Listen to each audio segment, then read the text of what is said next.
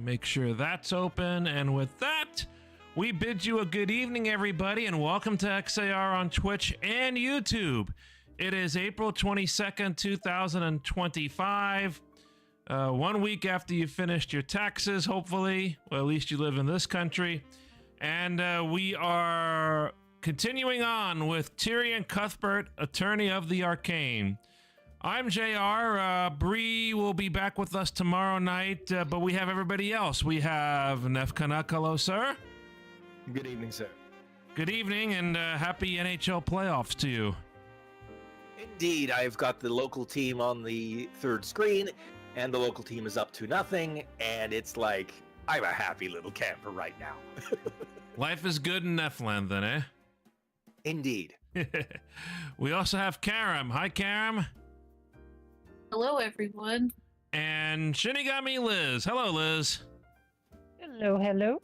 Hello. I was talking with Liz earlier today about what we're going to do, because I searched through Steam and to see what looked interesting. Steam, Fanatical, and some other unnamed websites. What could be interesting? I was looking up deck builders, roguelike games, indie games. Some were pretty appealing, but in the end, it all went back to Tyrion Cuthbert. So, Winner.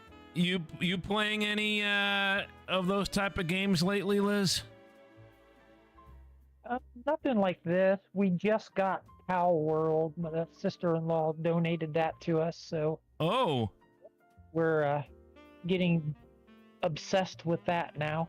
It's like Pokemon meets Valheim. Interesting. Well, yeah, I have to go through and share this list. The game that I told you guys about the other day, one of the bonus games that Fanatical gifted me, what was it called again? I'm gonna have to go back to that website to tell you the name, where you build your own bomb shelter. Let's see. It is called Mr. Prepper. Let me see what this is about again here. Yep. Mr. Prepper is about being prepared. You know something is wrong. The risk of nuclear war is in the air. You need to get ready for what's coming. It is a survival crafting game. Build an underground shelter, craft machines and facilities that can keep you alive. Trade with neighbors, give them what they need. Explore atmospheric locations, scavenge materials and items. Make a plan, meet other rebellious characters, and my favorite, outsmart the secret police. They don't want you to be prepared. They want you to stay controlled. So that was scary. Yeah, that was one of those $1 Steam keys I got on Fanatical, but it sounds like the game would take a while. So, but no, I think we definitely have to try, some other ideas down the line. There's a new American Truck Simulator. Missouri, I think, is out or something like that. Some other state. We're slowly making our way east. And some others we have to try later. But okay. There's something else I saw about that I'll have to mention later. But okay, Tyrion Cuthbert. We're going to do a new game. This is how, not really a new game, but we're starting a new chapter. So this selection should actually say new chapter. And we are going to do the Origins of Horus, case number 3. So it will leave us to the halfway point of this game. Although I did point out that once we finish this chapter, whenever that happens, we can just go to another game and see how that goes. Case number 3, the Origins of Horus. Let's see how that goes. Yes, let's start the game from episode 3.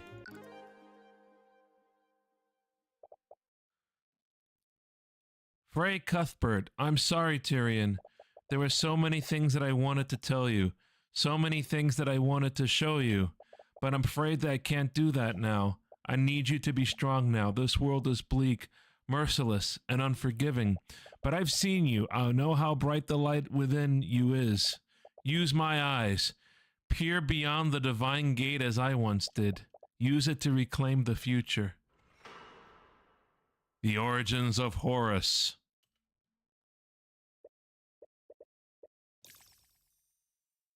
Preposterous. Completely and utterly preposterous. Is something wrong, Lord Von Sanctus? Oh. This is a Von Sanctus, one of the noble families, if I recall, yes? I believe you're right. Yep. Hold on, I just got a text from somebody in the family. Oh dear, that gentleman looks rather perturbed. Yep. I need a minute, guys, sorry. Neff, tell us You're about good. your day while we're waiting. Oh, it was beautiful because it was a 4-day long weekend for us up here because of Good Friday and we get Easter Monday off. And so walked into an absolute firestorm. My first client shows up early and what was supposed to be an hour turns into 2. And I have no idea if I've done enough for this client because his entire case was about as sturdy as toilet paper in a typhoon. So that was a fun way to kick things off. And then the average mayhem and misery until about 4:45 when I said to my supervisor, I said, oh yeah, by the way, I have to work on getting off a case we're on officially, but we have to get off because we can't reach the client. And they're like, wait a minute, isn't that case tomorrow? I'm like, no, it's Wednesday. And then it dawns on me and I look and I'm like, oh my cripes. And so cue me scrambling to write the letter saying we're off the record and sending it to the tribunal and the counsel for the other side. Oh, Okay, what did fun. I miss? You missed me almost, filleting myself because, I'd forgotten I'd forgotten what day it was, frankly. Uh-huh. For some reason, I thought I had a day more to do something than I did. In fact, I did it at almost the dead last minute to do it. In fact, I still might get a call from the tribunal going, where are you? And I'm going, can't reach the client, can't get instructions, nothing we can do. I can't lose track of the time because tomorrow's Wednesday. Actually, I have work tomorrow. Ugh. Well, tomorrow is one of those fun days where I'm not on intake, which means I have time to catch up on stuff. The problem is the mountain of stuff that I have to catch up on. If I had to give it a size, I'd be looking at probably the Rocky Mountains right now. Oh boy. Yikes. All right. Sorry about that, folks. I will go ahead and proceed here now. So we run into this guy, Von Sanctus, one of the noble family members, and of course his appearance gives it that way, I think. Lloyd Von Sanctus. You filthy rat, you cheated, didn't you? That's right, you're just a cheat and a charlatan. Lloyd Von Sanctus. Occupation? Nobleman. Do you have any evidence to prove that ridiculous claim? I'd mastered chess before you could crawl out of whatever rat hole you came from. His arcane art is abjuration. Abjuration? Huh. Do you honestly expect anyone to believe that you could defeat me? Honestly, I'm just as disappointed as you are. I was expecting more of a challenge from House Von Sanctus. But I suppose all the gold in the world can't buy you a modicum of skill. You little upstart, I'll... Ahem. Von Sanctus's acquaintance clears his throat and gestures subtly to the crowd of spectators. Everyone's attention is on him, and you can see the crowd muttering amongst themselves. His undignified behavior probably isn't doing any favors for his public image. Realizing himself, he tries to regain his composure. It's preposterous. He walks away muttering the word preposterous under his breath a few more times. Sounds like he's trying to reassure himself more than anyone else. So, that was something. Yeah, I knew that he'd get angry, but I didn't expect him to make a scene like that. Well, you did insult him. Not to say that he didn't deserve it. Come on, I love seeing these conceited nobles lose their minds when I beat them. It's half of the fun playing these tournaments. Wow, where's this confidence when we're in the courthouse? That's Court cases are different. I have to deal with real-world elements during a trial, and that includes Prosecutor Steelwind. Prosecutor Steelwind, huh? I wonder if she plays chess. Now there's a thought. You wonder if she'd be willing to play against you sometime. She can't be any worse than these pampered nobles. Anyways, we should celebrate somewhere in town. Even if he was a pushover, you just beat one of the top-ranked chess players in the kingdom. To be honest, you had your reservations about returning to the city of Arcane. If you weren't facing one of the 4 pillars, you'd never come back here. You'd rather leave this city as soon as possible. Saw a cafe while we were walking around. The food smelled great. I really like to go there. We could always go to one of the cafes in the capital. There are plenty of places to choose from there. Trust me, I've traveled around the world. There's nothing better than food from a thriving port city. Alright, I suppose there's no harm in staying a little longer. She does have a point. The city streets seem livelier than when you last saw them. You see a lot of businesses that weren't here before, and they all seem to be very well off. Despite being a port city, Arcane used to look like a ghost town. Has the local nobility been investing in the city? You find that possibility very hard to believe. You arrive at the cafe that Celeste told you about. As you enter, you're struck by a powerful aroma of freshly baked pastries and coffee. The scent of the baked goods swirls around you. You take a moment to inhale the enticing smells. You have to admit that it's making you very hungry. So, you seek to enter the domain of the Deathbringer songstress. Well, if glory is what you seek, then look no further. For you stand before Mosorica Tudor, Dark Lord of the Oranax. As you head further into the cafe, you're approached by a familiar face. Yeah, try to say that 5 times fast. Mosorica Tudor.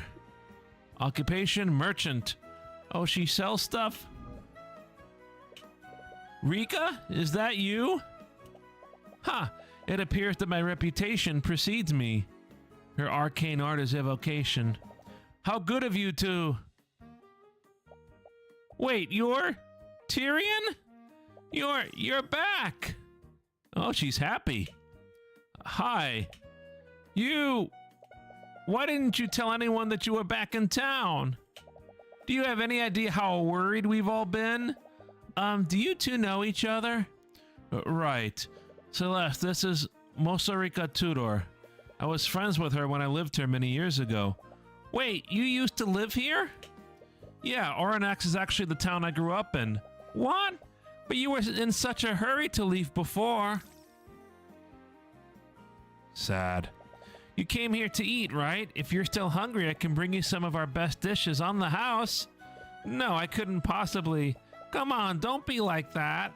It's been years since I've seen you, and you know how good my food is. Okay, but only for a little while. Rika sets a table for the 3 of you and calls over a waiter. You all place your orders. Now, tell me everything. I want to know all about what you've been doing since you left. Well, okay. So, you going to introduce us? Right. This is Celeste McCoy. She's my bodyguard. Bodyguard? And Celeste, this is... Ha! As if I need such introductions. I am Mosorica Tudor, Dark Lord of Arcane, High Archmagi of the Cadmium Flames, and the proud proprietor of this cafe. Okay, now that is a tongue twister. And Neff, that's the Cadmium Flames, not the Calgary Flames. Well, they burn themselves out, so we don't have to worry about them. Oh, okay. I was friends with her when I used to live here. She's a little eccentric. A little? But she's a good person at heart. Hey! She's also a common folk mage like you. Ah, so you come from the same humble beginnings that I do. Which spells have you mastered? I haven't really mastered any of them. I know about 7 spells, though. 7? That's almost 4 times the amount that I know. She's learned even more spells? She's been picking them up rather quickly. I've been usurped! Well, well. Look at you, Mr. Big Shot. You're wearing a suit now, and you even have a bodyguard. Did you get an office job in the big city? Something like that. I'm actually a defense attorney now. A defense attorney? I see. Is that why you left town with that scary lady? Scary lady? Are you talking about Ruby? Miss Tamora adopted me when my mother passed several years ago. After that, she began training me to become an attorney like her. Wait, you've been studying to be an attorney since you were a kid? Well, I guess that explains why you're so young for a lawyer, said the 19-year-old mercenary. Yeah, I guess you've got me there. Are you the owner of this cafe, Rika? You always spoke about opening one when we were kids. Yep, and it's all thanks to the Dracogen Trading Company. The company's owner invested in my business idea after trying my food. Because of him, I was able to open up here, just like I've always dreamed. Dracogen Trading Company? I don't think I've heard of them. They're pretty small right now, and they're only operating in Oranax. But I heard that they're planning to expand their operations throughout Wyverngard. But I would have thought that Lord Von Sanctus would have weeded out any competition. After all, he owns one of the largest businesses in the kingdom. Lord Von Sanctus, isn't he that pompous noble that I beat in the chess tournament this morning? Wait, that was you? I didn't even know he was a businessman. Von Sanctus Industries invented those arcane constructs that we saw at the Imperial Academy. How do you not know about these things? You practically fight against nobles for a living. Maybe you should start reading more about national politics. Is it just me, or does the city look less depressing than before? Oh, right, you left the city before the new merchants appeared. New merchants? Like from a merchant's guild? Yeah, the Dracogen Trading Company was one of the first ones. They started operating here and bought the Arcane refinery a few years ago.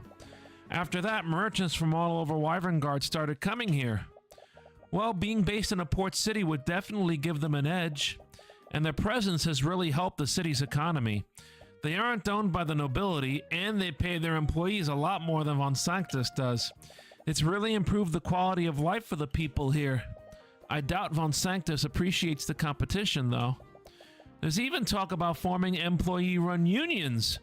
Oh, Von Sanctus definitely won't appreciate that. So you still play chess? Yeah, I'm nationally ranked too. I heard that an upstart commoner defeated Lord Von Sanctus at a tournament this morning, but I had no idea they were talking about you. Upstart commoner? The name suits you, Tyrion. Hey, do you still do that thing when you play? No. What thing? Nothing. She's not talking about anything. Oh. The Eye of Horus? Is that why he's so good at chess? That would be cheating. Yeah.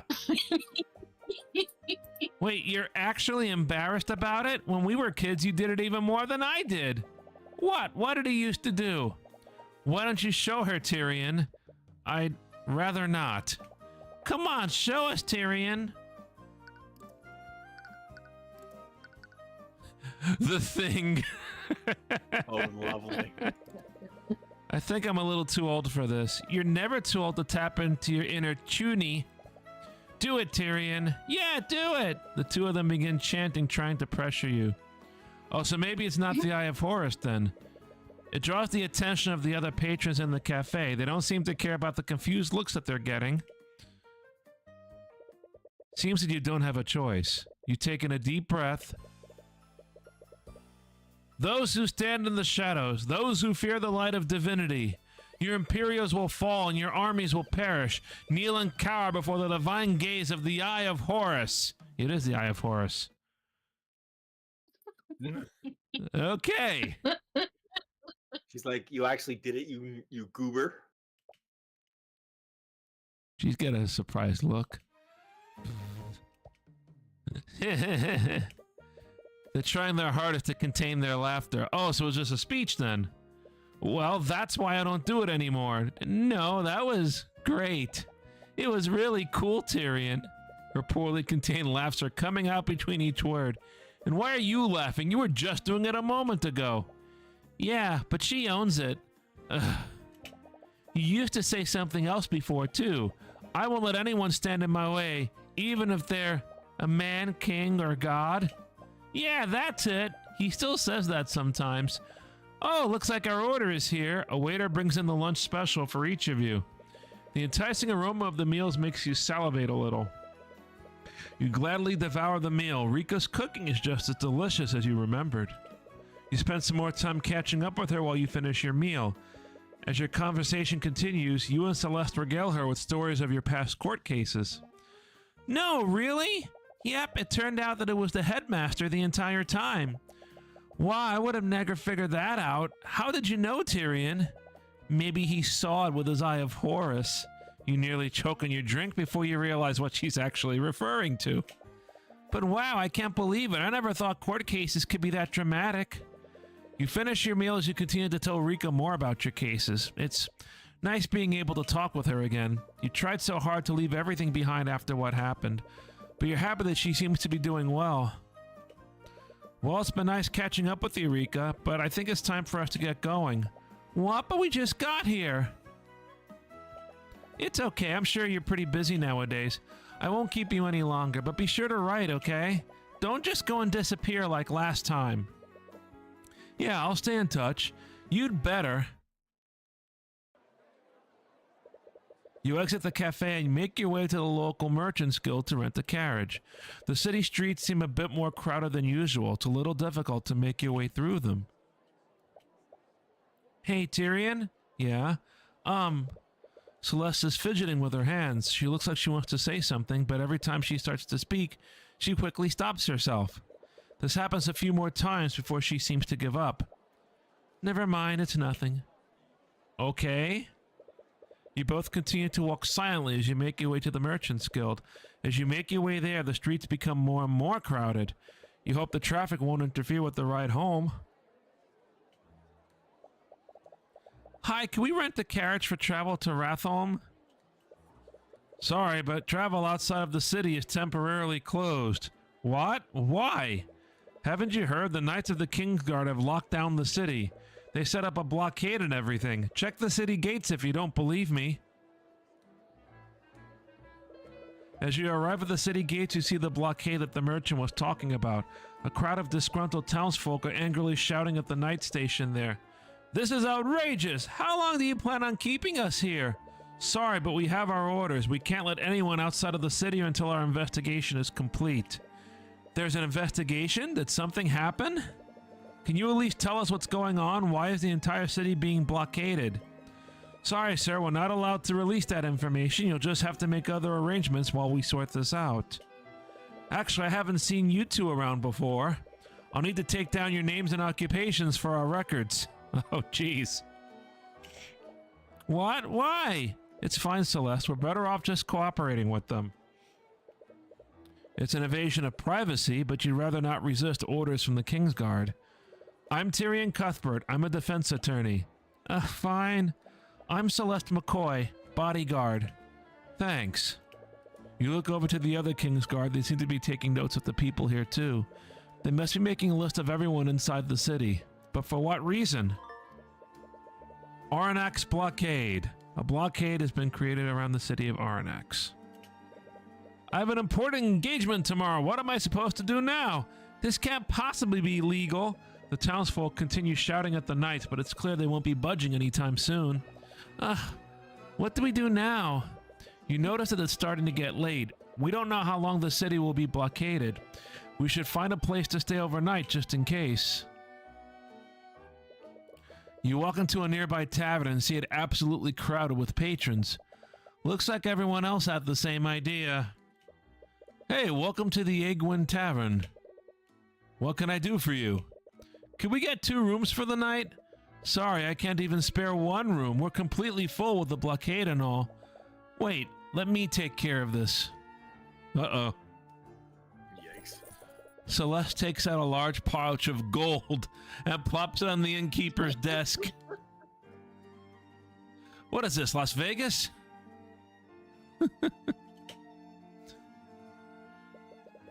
Well, would you look at that? One of our rooms just opened up. Of course. Only one? Hey, the entire city's locked down. Even with your gold, that's the best I can do for you. What?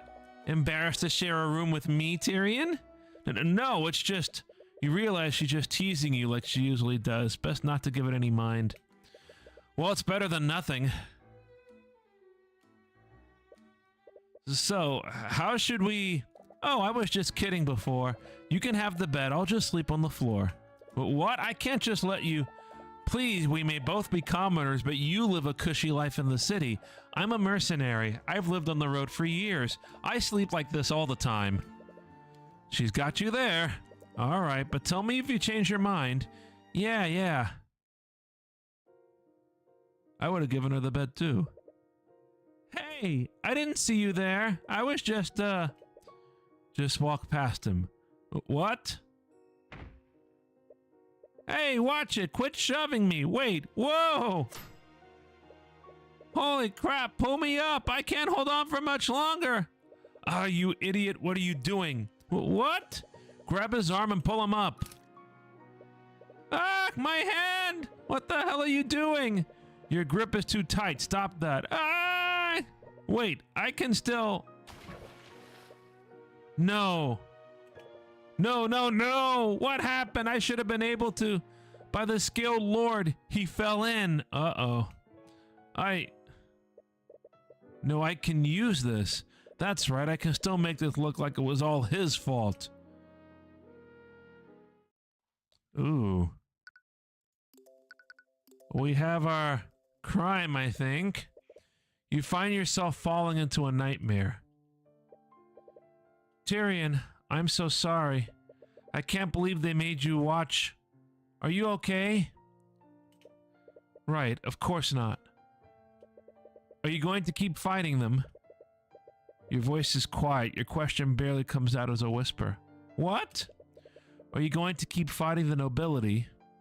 I don't know if I can anymore.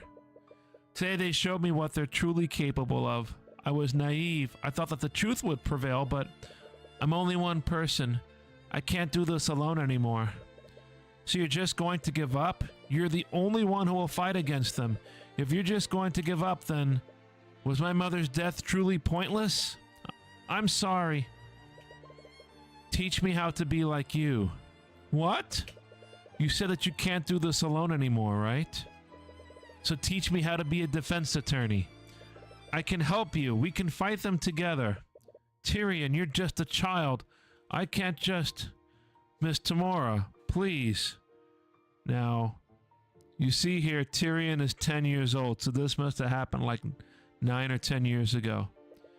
I don't have anything left. Please just take me away from here. You clutch your hand tightly, feeling the fading warmth of the final message that your mother left you. The last comforting memory you'll have of her. A memory you'll never experience again. Mom!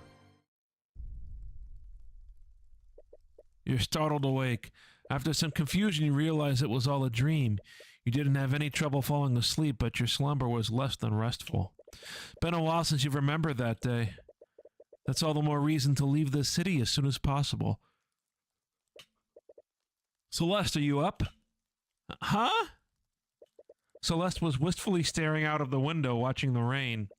Her head whips towards you when she realizes that you're awake. Are you okay? What's wrong?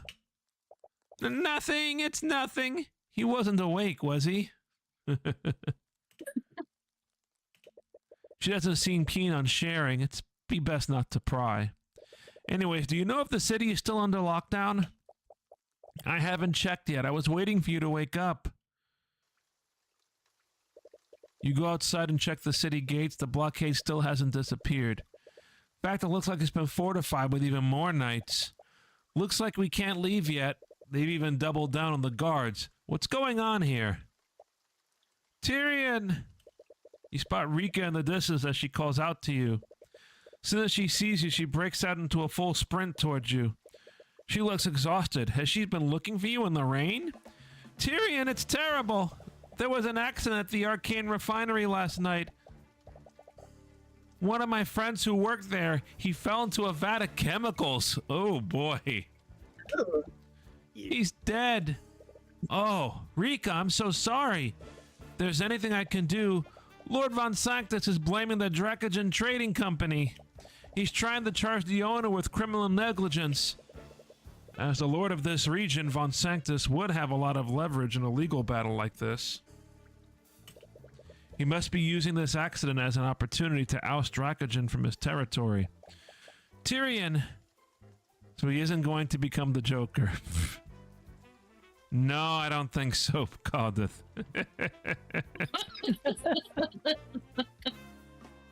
Hold on, I'll call Jack Nicholson and get back to you.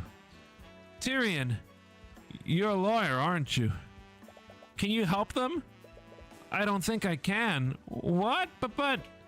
Rika, I specialize in homicide cases, and most of my clients are mages who've been charged with murder. I've never even tried a case like this before. There isn't any magic involved, and there's no killer. Don't worry, I'm sure that the Dracogen Trading Company knows plenty of qualified attorneys who can help. I'm not so sure about that. Think about it. A lord from one of the four pillar families is pressing those charges. Do you honestly think anyone else will try to fight them on this? She has a point. There aren't many attorneys who will go against the nobility under any circumstances. The only ones who will do that are you and Miss Tamora. Alright, I'll see what I can do. Really? But please don't get your hopes up. I have very little information to work with right now. To be perfectly honest, I'm really out of my element. That's okay. I'm sure Mr. Dracogen will take any help he can get. Mr. Dracogen? He's the owner of the Dracogen Trading Company. He should be at the old Arcane refinery right now. That must be the scene of the accident, too. It would probably be best to start your investigation there. I've been away from the shop for too long, so I can't come with you, but drop by the cafe if there's anything I can do to help. You follow Rika's directions and move through the city's industrial district. It reminds you of your childhood, back when you couldn't control the Eye of Horus. You always avoided this part of the city. It was always covered with an overwhelming fog of misery and fatigue. However, you feel less of that now. Is it because you have more control over your powers, or has something else changed? Alright, we're here. You arrive at the refinery and see that there aren't many people around. The few people you do see appear to be from the City Watch. Operations must have been halted after the accident. Wow, so this is an Arcane refinery. I always saw this place as a child, but I never really understood what they do here. Those machines refine the arcane crystals that are used in artificery. Those crystals are used as a power source for conducting magical energy. You look around and spot an especially frustrated individual. He seems to stand out from the knights and cleaning staff. Could he be the guildmaster Rika spoke of? He takes notice of you as you head further into the refinery. Hello there, you must be the attorney that Miss Tudor spoke about. I am. I take it you're the guildmaster of the Dracogen Trading Company? Yes, my name is Stefanik Dracogen. I'm pleased to make your acquaintance. Stefanik Dracogen, occupation Guildmaster. I really appreciate you lending your aid in this matter. I already told Rika this, but I've never tried a civil case before. I need to learn more about what happened before I can decide whether or not I can represent you. I'm honestly not sure how much help I can be. Well, there isn't a single attorney in Arnax that will represent me, so I'll accept whatever help I can get. Celeste was right. All the attorneys are too afraid to stand against Lord Von Sanctus. Where should we start, though? This case is probably different from the homicides that we're used to. Homicide or not, the case revolves around a wrongful death. If I did represent Dracogen, I would need to prove that he wasn't at fault for the accident. To do that, we should start by finding out exactly how and why the accident occurred. We should also question the witnesses who saw the victim when it happened. And it wouldn't hurt to take a look at the scene of the accident either. The Guildmaster would have a lot of knowledge about the refinery's operations. Questioning him might also give you some insight into what happened. Okay, let's save, and... Okay, Liz, would you like to talk to the guy, or would you like to examine the scene? What would you like to do first? Let's talk to him. Talk to him. The accident or the victim? The accident. To start, could you tell us exactly what happened? Well, it all began during the work rush yesterday evening. One of my employees fell from the walkway and into a vat of magical chemicals. Those chemicals contain extremely volatile and destructive evocation magic. Because of that, he unfortunately died before we could have pulled him out. I see. But that all just sounds like an unfortunate accident. Why is Lord Von Sanctus blaming you for what happened? There are guardrails on the walkways to prevent people from falling. Supposedly, those guardrails broke apart when that employee tried to lean against it. According to Von Sanctus, the accident was a direct result of my negligence to maintain the refinery. But my employees have taken great care to inspect and maintain the facilities. I have no idea how this happened. Is he telling the truth? This could all just be lip service. The only way to know for sure is to inspect the walkway yourself. Earlier you said that the victim was an employee of yours. Could you tell us more about them? Yes, I hired him just a few months ago. It's a shame what happened to him. He was a young man named Justin Way. Was he a good employee? He was a hard worker, but he was a bit rough around the edges when he first started. Before working for me, I heard he'd always spend his time with the local delinquents. Miss Tudor practically begged me to hire him. She told me that she wanted to turn his life around. That does sound like something Rika would do. She always had a habit of getting involved in her friend's personal business. Rika helped Justin. When you live a life like Justin's, it helps when you have something to give you some structure and direction. So I decided to give the boy a chance by hiring him. He was clearly a hard worker. He did well to earn his keep. He always followed the rules too, so I have no idea why he was up in that walkway. Wait, he wasn't supposed to be on that walkway? Oh. Earlier you mentioned Justin wasn't supposed to be on the walkway. What did you mean by that? Well, Justin worked in an entirely different department. He was part of a team that managed packaging and freight. He had no business being inside the refinery building, much less the upper walkway. That's strange to say the least. Was he the type of person to wander around places that he's not supposed to? No, like I said before, he always followed my rules. It all just makes this whole situation that much more confusing. Justin's job.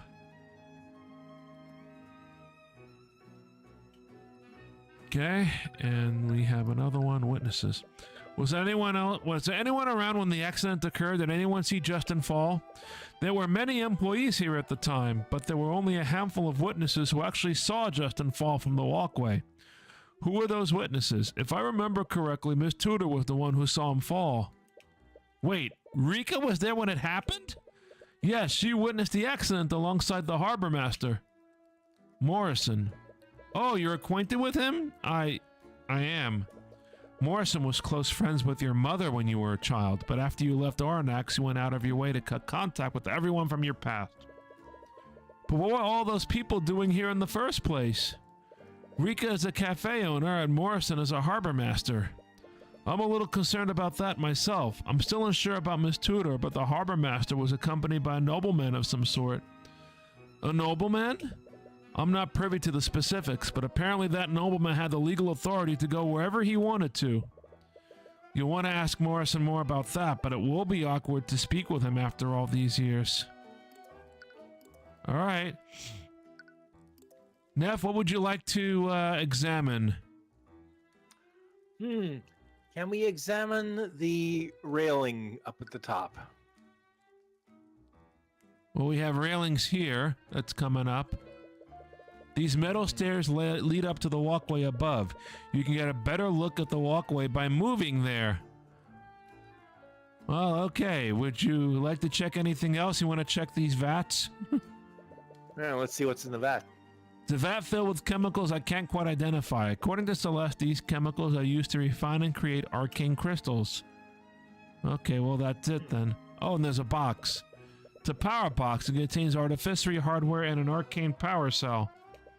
It's connected to the chemical vats, so it must control some function of the refinery. Oh! Okay, well, detect magic. You know, this all makes sense because these are artificery vats, right?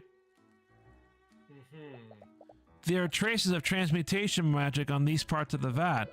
I'm honestly not quite sure how these vats even work. Perhaps transmutation magic is used in the refinement process somehow.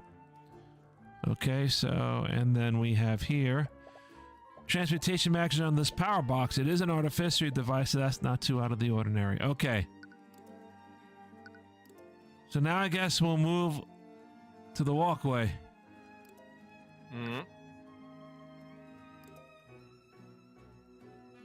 Okay. Oof. Now we want to examine... Tyrion, do you need me to scan for magical traces? Well, there aren't any magical elements in this case, but I suppose it wouldn't hurt to check. All right. Okay, this area here, I guess. The guardrails completely broke apart. The rails are completely rusted, too. Was Dracogen lying about properly maintaining the site? And we have this vat. It's a vat of dangerous magical chemicals. Supposedly, they're corrosive enough to dissolve anyone unfortunate enough to fall into it. Would they also be corrosive enough to burn into the rails? Celeste is watching you carefully. She can be a little overprotective at times.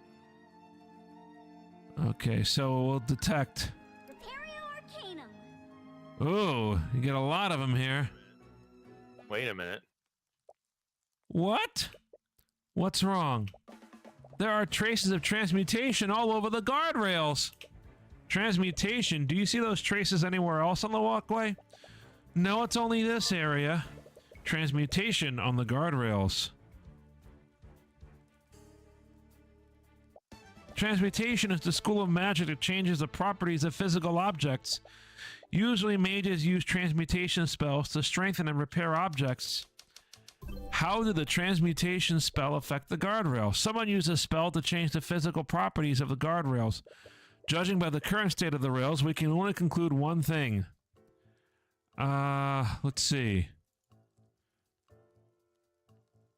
Yeah. The spell weakened the structural integrity of the guardrails? Yep. That makes sense? Yep. Right, someone used a transmutation spell to weaken the guardrails. Afterwards, the guardrails were so weak that Justin accidentally broke them. And only these guardrails were weakened. The sabotage rails are right next to this vat of corrosive chemicals, too. What was the intention of weakening the guardrails? There was a clear intention behind the actions of this unknown mage. Judging by what happened, that intention can only be one thing. The unknown mage wanted someone to fall into the vat. Yes? Yes, sir. Yeah, this is pretty easy so far. Whoever sabotaged the guardrail wanted someone to fall into the vat. Why else would they only target those specific guardrails? But why? Who would do this? You can feel your fist clenching tightly. Someone committed murder using magic here. And whoever did this had the gall to try to cover it up. Tyrion? You won't forgive whoever did this. When you're through with them, you will make them feel a fraction of the misery that your mother...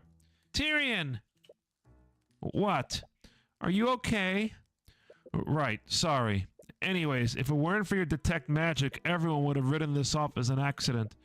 Magical traces are only detectable for 48 hours after a mage casts a spell. That means that whoever cast a transmutation spell did so recently. Right. Transmutation on the guardrails. Okay. Now there was magic in the vat, but I think that's to be expected. There are traces of evocation magic on the chemicals in these vats. That makes sense. Evocation is the school of magic for spells that create and disperse energy. These chemicals probably induce some sort of magical reaction to create arcane crystals. Okay.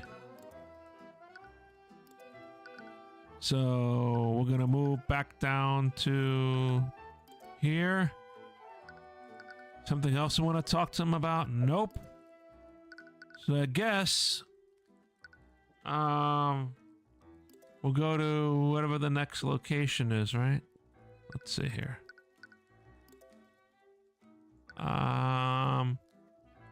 harbor, I guess? I don't think we've been to the harbor yet. You arrive at the harbor in search of Morrison, the harbor master. However, you notice a large concentration of knights in the shipping area. Notably, the Arcane Inquisition is among them. You spot Commander White and Prosecutor Steele when coordinating the knights there. I wonder what those two are doing here.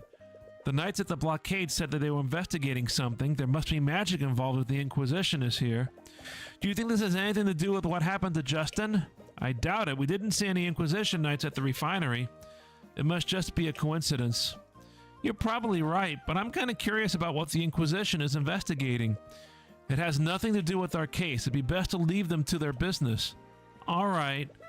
Oi, you there. You'd best clear out. The knights have closed the harbor. Morrison? Huh? Do I know you? Wait, Cuthbert, is that you? Noah Morrison, occupation, harbor master. Spelled in the, with the Canadian spelling. Hi. I heard from little Mosarika that you were back in town. What can I do for you? We heard you were at the refinery yesterday. From what we heard, you witnessed the accident. We wanted to ask you some questions about what you saw. Oh, right. Mosarika mentioned you're an attorney now. What? I just hope you're still not hung up over that business with your mother. Sorry, I guess it's none of my business. Anyways, I'll tell you what I know. Alright,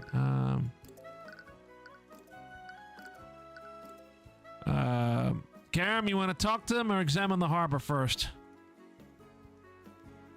Talk away. Which one of these options?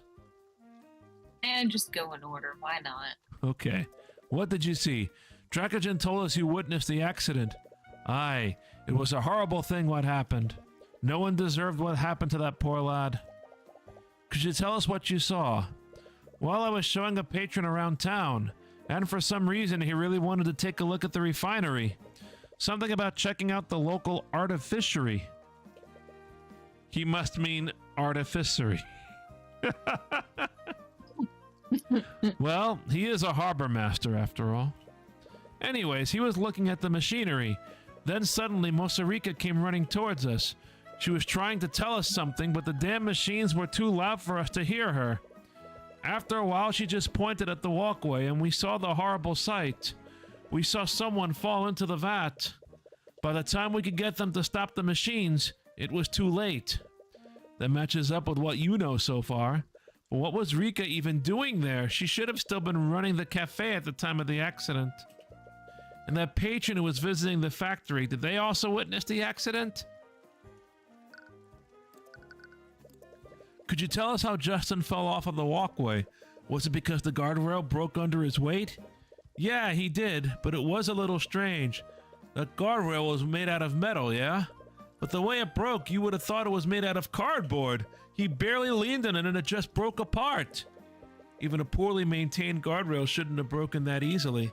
Does someone really use transmutation magic to sabotage it? If so, that possibility could clear Dracogen's name. But presenting the possibility of a magical crime might just complicate things. You mentioned that you were escorting a patron when the accident happened. Who was he? Did he witness the accident too? Aye, he was right there with me when Rika was trying to get our attention. Be hard to miss it with the commotion she was making. As for who he was, he said his name was Aster. Aster? You don't know anyone by that name. But why does that name sound familiar? Do you know what his surname was? No, the lab was really secretive with his last name for some reason. We have a subscription. Thank you, Mustering. Welcome aboard. Thank you for joining us on our Twitch stream tonight. He must have had a recognizable name. Is he a noble from a well-known house? Okay. Why were you escorting this Aster in the first place? Don't you have to manage the harbor? Well, I can't really manage anything because of them. He gestures towards the Inquisition Knights crowding the pier. They've blocked all sea travel out of the city till this mess is sorted out. They have a lot of knights investigating the harbor. Do you know what they're looking for? Well, you didn't hear this from me, but according to them, Aster's ship just up and vanished in the dead of night. Vanished? As in someone hijacked it? That's the thing. The guards would have noticed if someone had driven off with the ship, especially one of that size. From what I heard, one of the guards could have sworn that they saw it vanish in a flash of light. A flash of light, like something created by a spell. What kind of ship was it? Do you know how big it was? From the size of it, I'd say it was probably a galleon. A galleon? A spell of that scale would have to be pretty powerful to affect a ship of that size. I wonder who this Aster person is. He must be high profile if they're calling in the Kingsguard and the Inquisition for him.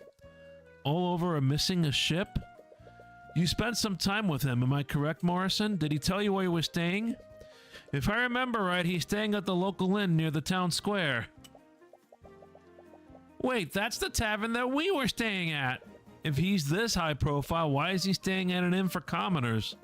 No idea, he's an eccentric one for sure. Whoever he is, he also witnessed the accident. You'll definitely want to speak with him. And if he's a noble, there's a chance he's the maze that sabotaged the guardrail.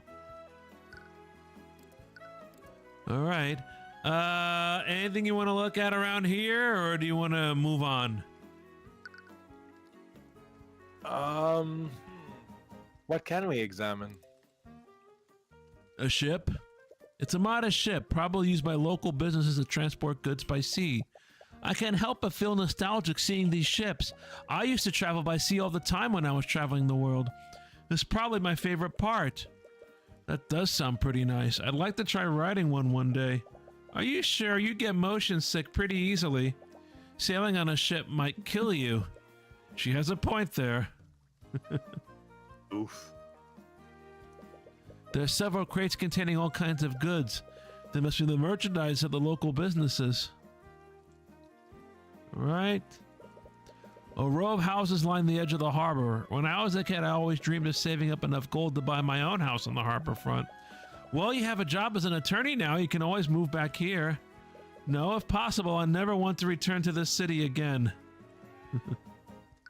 Any magic? Prepario Arcanum.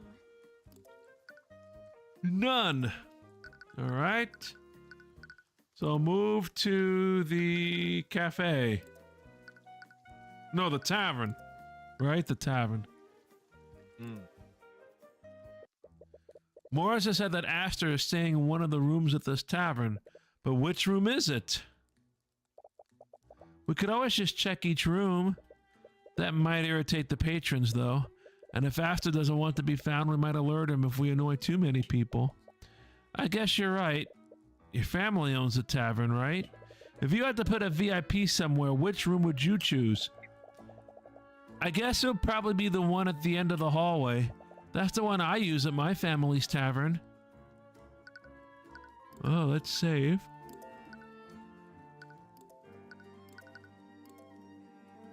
Okay. So this one at the end of the hall? According to Celeste's intuition, the innkeeper will have probably given Aster this room. You approach the door and firmly knock on it. Hello? Someone does come to answer the door, but they only open the door a fraction of the way. The crack in the door is less than an inch wide. You can't get a look at the person's face. I'm terribly sorry, but your business isn't urgent. I'd like to be left alone. Sorry if I'm intruding, but are you Aster? My name is Tyrion Cuthbert. I'm the defense attorney of Stefanek Dracogen. From what I've heard, you witnessed the accident at the refinery yesterday. I was wondering if I could ask you a few questions about what you saw. Upon hearing your name, the man fully opens the door, and you're finally able to get a good look at him. He definitely stands out from the other patrons of the inn. He must be the wealthy patron you're looking for. Tyrion Cuthbert, the protege of the infamous Ruby Tamora. So you know who I am? I do. I know you very well. I'm your biggest fan!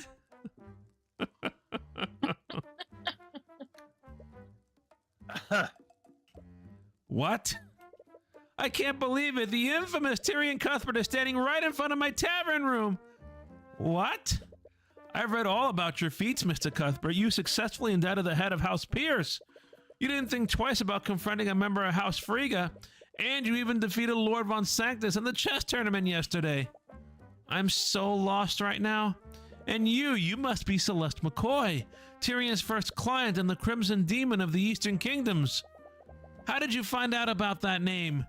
The Crimson what? Don't ask.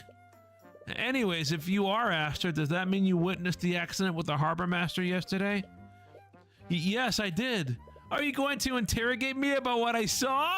I'll answer whatever questions you have. You never met a witness that has been this eager to cooperate.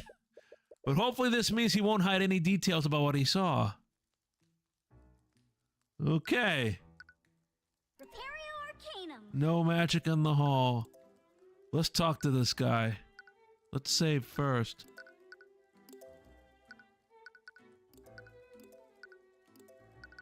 Alright. You clearly know who I am, but I'm still unsure of who you are, Aster. My apologies, but I would prefer to keep my full identity hidden for now. He's within his right to do so, but you can't help but feel a little suspicious. In any case, what is your business in Aranax? I was accompanying a ship transporting goods to Lord Von Sanctus. The same ship that was magically stolen? I'm surprised you found out about that. The Kingsguard have been trying their best to keep that information hidden, but I suppose I shouldn't expect anything less from you, Mr. Cuthbert. Flattery will get him nowhere. What was on that ship? It must be pretty valuable to be worth stealing. I doubt there was anything on that ship worth drawing the ire of the entire kingdom. The truth is, during the time that my ship was stolen, I was supposed to be on it. I see. The theft of the ship might have actually been an attempt to kidnap you. That's my current theory anyway. It wouldn't make sense otherwise. He seems awfully calm about this. According to Morrison, you were also in the refinery that night. Did you witness the moment the victim fell into the vat? I did. Could you tell us exactly what you saw? Every detail you can remember could be important. Well, it all began when I was visiting the refinery with the harbor master. I was inspecting the refinery's machines when a girl frantically ran towards us. She was hysterical. It looked like she was trying to tell us something, but we couldn't hear her over the noise of the machines. When she realized that we couldn't hear her, she simply pointed at the walkway. That's when we saw Justin Way fall off of it and into the vat. This next question is very important. Did you see the victim break the guardrail by leaning on it? Yes, he broke the guardrail before he fell. His testimony matches exactly with what Morrison saw. Aster and Morrison's testimony updated in the notes. The way he fell was very strange, though. Strange? What could he mean by that? The way he fell. You mentioned the way the victim fell was strange. Did you feel like the guardrail broke too easily? Why, yes. How did you know? It matches with the statement the harbor master gave us. You don't want to reveal the traces of transmutation that you found on the walkway, at least not yet. But yes, the guardrail broke the moment that Justin leaned on it, and his body was extremely limp when falling too. His body was limp? Normally when falling from a great height one would flail their arms, yes? But when I saw him falling, he wasn't moving at all. He wasn't moving? Did you see the expression on his face? He might have been unconscious. I'm afraid I couldn't see anything on his face. It was much too dark to make out his features. Wait, you didn't actually see his face? How did you know it was actually him that fell in? Well, who else could it have been? No one else has been reported missing. They also found the remnants of Justin's body in the vat. It was definitely him that fell in. That's true. You don't have much reason to believe that Justin might still be alive. There were traces of transmutation magic at the crime scene, and it appears that Aster is quite a high-profile individual. He's probably a mage, and aside from Rika, was probably the only other mage at the refinery that night. If you ask him outright, you might be able to see something incriminating through the eye of Horus. Aster, we'll respect your privacy if you don't want to tell us who you are. But could you at least answer one question for me? I can make no promises, but I'll do my best to tell you what I can. Are you a mage? Oh, is that all? Yes, I am a mage, and I'm quite the practiced one at that. You see, Celeste cast Detect Magic to look at the scene of the accident. We found traces of transmutation magic at the crime scene, namely on the guardrails that Justin fell through. What? Here it is. I can't believe it! What? Are you telling me that a mage used transmutation magic to weaken the rails? It's a conspiracy. Wait, does that mean there was actually a murder made to look like an accident? Looks something out of the reports I read about him. You don't see anything incriminating, and you can see his thoughts clearly. His feelings of happiness are a bit off-putting, though. And you asked me if I was a mage. Does that mean I'm a potential suspect? This is the greatest thing to ever happen to me. This is the first time I met someone that's happy to be suspected of murder. Sorry, it's not right of me to get so excited about something this serious. He must think less of me now. But it's like something right out of a mystery novel. That's not the reaction you were expecting. Nevertheless, it doesn't look like there were any incriminating thoughts in his mind. And the emotions that he was emanating were all positive. There wasn't a drop of fear in there. What could this mean? Either way, it looks like you found out everything you can from Master. You should move somewhere else. We should move somewhere, jeez. Anywhere else that crazy fanboy isn't. Yikes. Okay, Liz, what would you like to go to? Let's go to the cafe. Sarika's Cafe.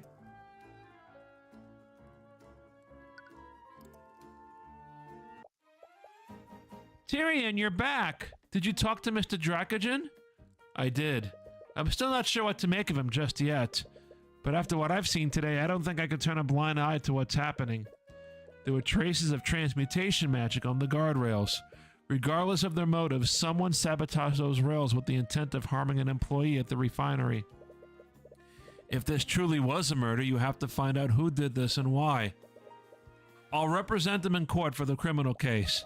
Thanks, it really means a lot to me.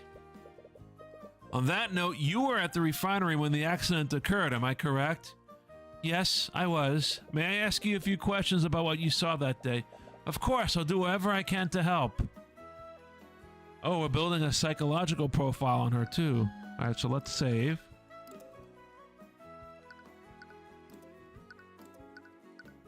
Alright. Why were you at the refinery? By the way, why were you at the refinery that day? Didn't you have to work at the cafe? I was making a food delivery to Justin. Wait, you were delivering food to the victim? Yeah, he never had the time to make his own dinner, so I always delivered his dinner during his evening break. But that night I couldn't find him in the freight area, so I went looking for him in the refinery building. So the accident happened while you were delivering his food. Okay, food delivery added to the notes. Did you talk to Justin at all before the accident? I did. When I finally found him in the refinery building, he seemed busy. He told me to leave his food in the break room. He was busy, but according to Dracogen, he should have never been in the refinery building in the first place. Did he say what he was busy with? He said he had a meeting scheduled with Mr. Dracogen. That can't be true, though. Dracogen didn't mention anything about this. Unless Justin's meeting has been added to your notes. Interesting. We've gotten a few witness accounts already, but I just wanted to double check. What did you see during the accident?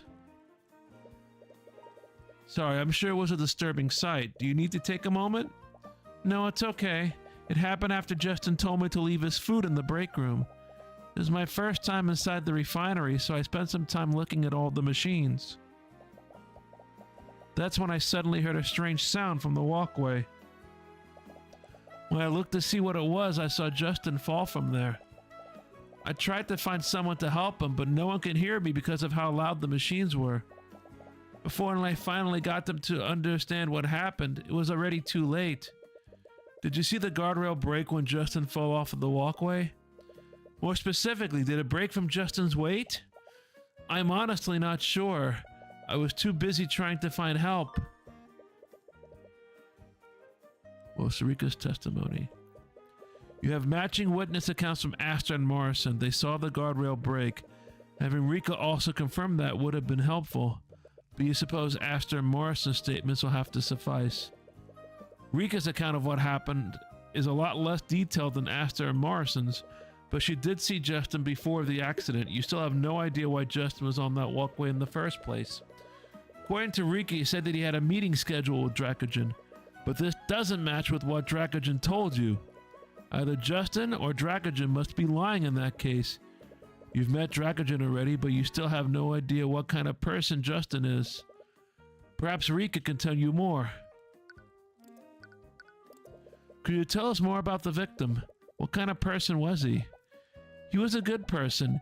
He fell in with a bad crowd a few years ago, but he was starting to turn his life around. I saw how much he was trying to change, so I asked Mr. Dracogen to give him a job. I really wanted to help him change his life for the better, but this job just ended up killing him. You can't blame yourself for this. No one could have known that this would have happened. I guess you're right. It's hard not to think about, though. Was he the type of person to go places that he wasn't supposed to be? No, not anymore. Not anymore? He really wanted to make a good impression on Mr. Dracogen. He always talked about following the rules. He even got mad at me a few times when I accidentally broke Dracogen's protocols. Right, that matches up with what Dracogen said, but maybe he was falling back into his old habits. Perhaps Rika could tell you more about what he was like before he turned his life around. You mentioned Justin fell in with a bad crowd before. I've also heard he used to hang out with a band of local delinquents. Could you tell us more about them? Uh-oh, she's scared. What? Rika, this information will help us with our investigation. I need to speak with the other people who knew him. Do you know where I can find his delinquent friends? I'm sorry, I really didn't know him that well. I should keep quiet, it might make him mad. Rika, are you hiding something from me? What? Of course not. What would the Dark Lord of Arnax possibly have to hide from you? Yeah, she's definitely hiding something. You'll need to argue against her if you want the truth. Well, I guess we're gonna argue. Say... Argument. Well, Sarika Tudor appears to be hiding something from you. She clearly knows about the bad crowd that Justin fell in with, but she's hiding who they are and where you can find them. You'll need to convince her to share that information with you. Start an argument with her? You haven't completed her psychological profile. Ooh.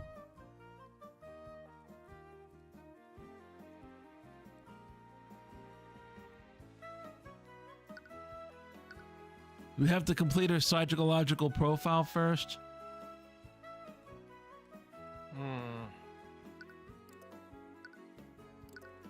Justin's friends, what? There was See. another one up there. Argument. That's the argument. Oh, okay. Let's see.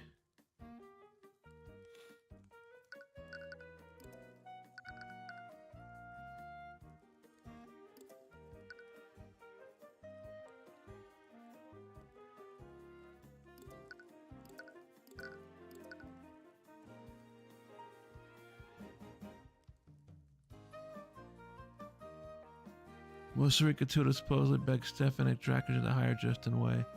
She wanted Justin to turn her life around. Supposedly he used to spend a lot of time with some local delinquents. He's turned his life around since then. So this is something that popped up earlier. I'm terribly sorry for what happened to Justin. Are you doing okay? Yeah, it's difficult to think about sometimes. You always hear about these things happening, but you never expect them to happen to people you know. But have no fear, we'll take more than this to bring down the High Archmagi. She's reverted back to her Chuny personality. There we go. Now we save and talk.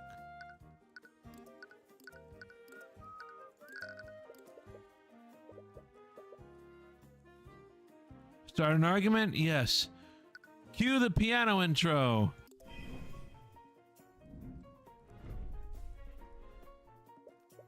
Rika, you know about Justin's friends, don't you? Just be honest with me. I'm not hiding anything. I really don't know that much about him. I wasn't that close to Justin Way. I may have delivered his food, but he was just a customer to me. Psychological profile. Most Rika Tudor will perform questionable acts to protect the people she cares about. She has your best interests at heart, will always act in a way that she thinks is beneficial for your well-being. She isn't very good at deception. She will often revert to a dramatic, chuny personality when trying to hide the truth from you.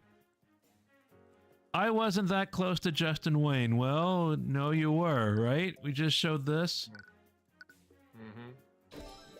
I might have believed that you delivered his food because he was a good customer.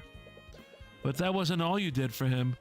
You saw that he was trying to turn his life around, and you begged Dracogen to head him up with a job. You wouldn't do that for a customer that you barely knew.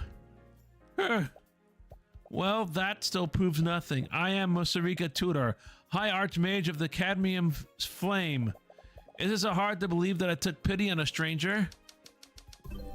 I only helped him because I'm a generous person. It'd only be right for me to equip a commoner with the means to change his life. Okay, agree, doubt, or rationalize? Let's see.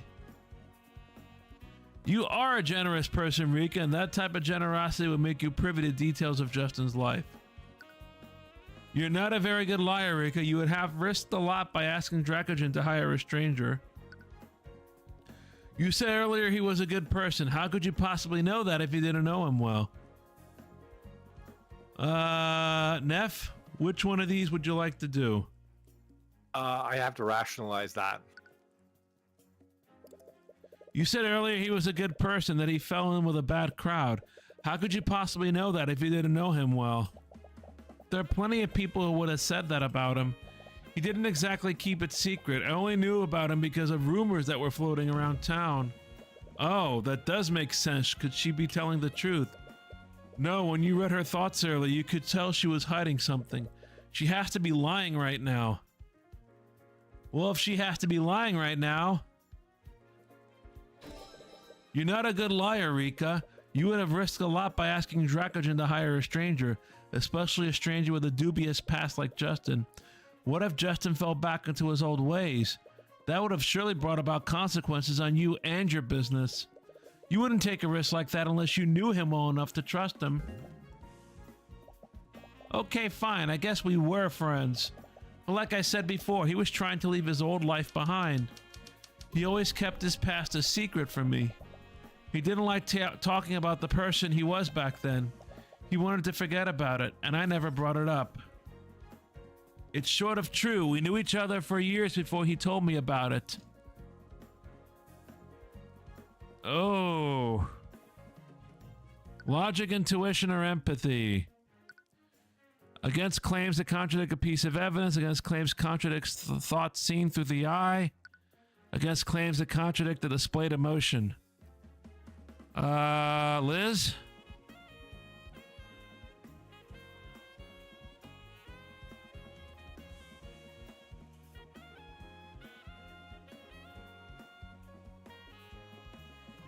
Did we lose Liz? Okay. I think she's still muted. Okay. Karam. He always comes into that. I think it's intuition, because wouldn't she need to know if he was lying? Well, yeah, that's well, yeah, you're looking at this, so it's probably part of it. I doubt that, Rika. In fact, I'm sure that you were friends for at least a few years. With a friendship that old, I'm sure he would have confided in you about his past. What? No, you need to stay focused. Rika, I don't know why you thought you had to lie about this, but I need to talk to Justin's former friends. Is that really necessary? Yes, I need to know why he was behaving so strangely before the accident. His friends might know something about him that you and Dracogen don't, but that doesn't make any sense. There wasn't anything strange about the way he was acting. I think you're just overthinking this, Tyrion. Okay. Well, we have to present something here. There wasn't anything strange about the way he was acting. Alright, Liz, let's go through this. Okay. Mosarika's testimony. Justin's meeting. Mosarika's food delivery. Aston Morris's testimony. Transmutation. Justin's job. Rika helped Justin. Okay. So, there wasn't anything strange about the way he was acting. We have to present something. It'd have to be the meeting. The meeting? Yeah.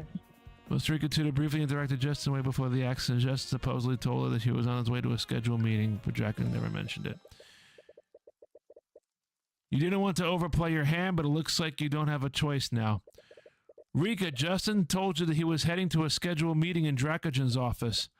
But according to Dracogen, Justin wasn't even supposed to be in the refinery building yesterday. What?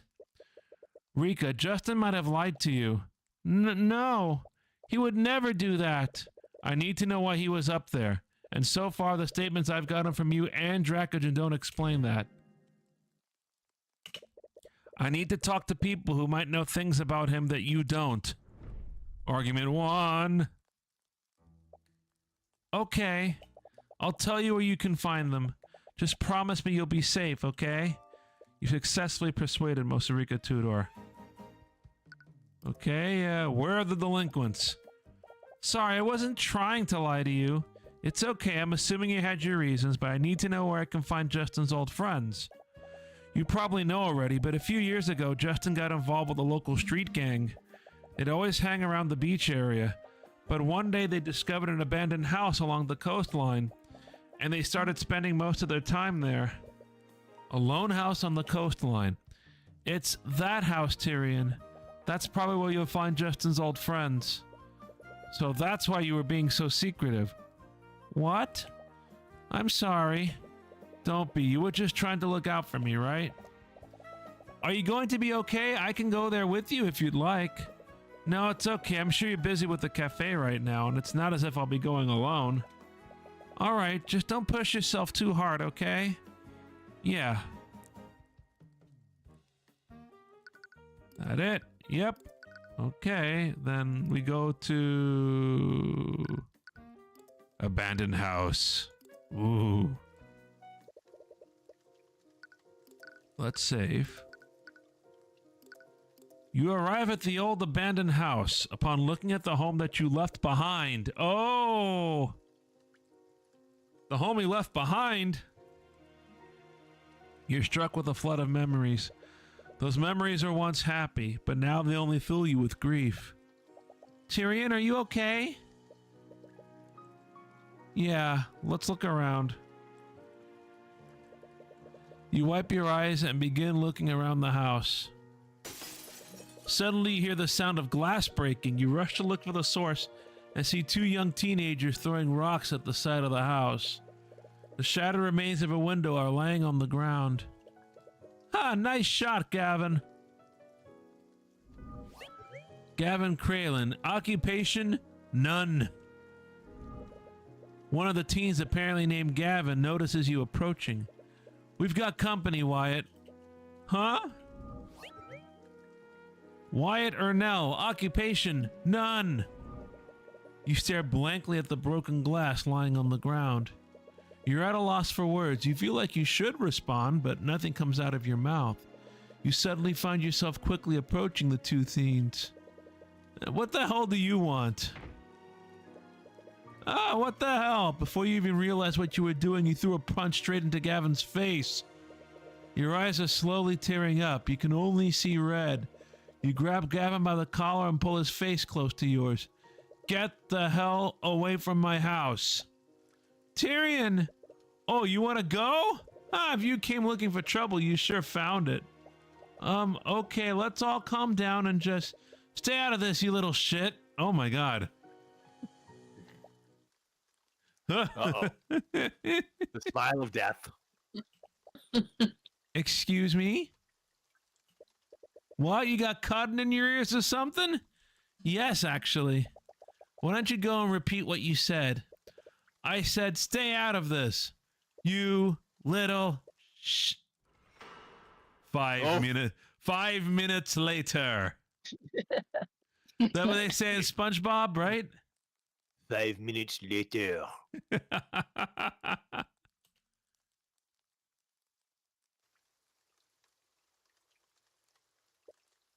Celeste? Yes? I'm sorry for losing my temper back there. I didn't mean to drag you into this. It's okay, our emotions got the better of us sometimes. Celeste? Yes? I think you might have overdone it a bit. Uh-oh. Nah. Celeste? Yes? I don't think he's breathing. Oh my god. Wow. Come on, just give him a second. You suddenly hear the very bruised and broken form of Gavin sputtering and wheezing on the ground. Looks like he's finally regained consciousness. See, he's perfectly fine.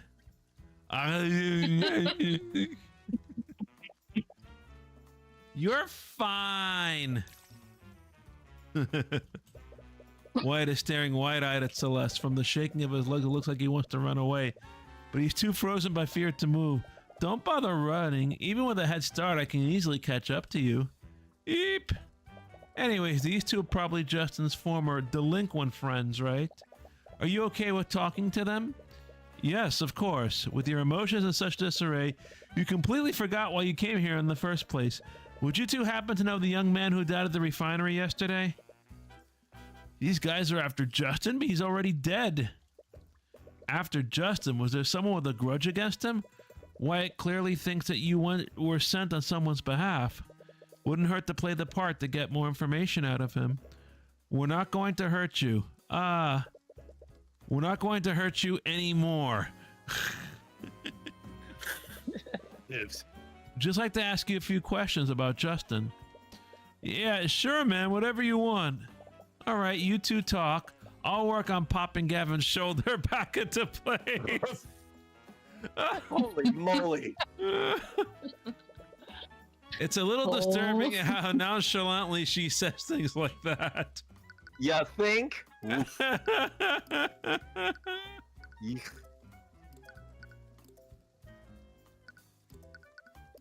What can you tell me about Justin Way? According to a few witnesses we spoke to, you used to be friends. Friends is kind of pushing it. We used to hang back in the day, but we don't no more.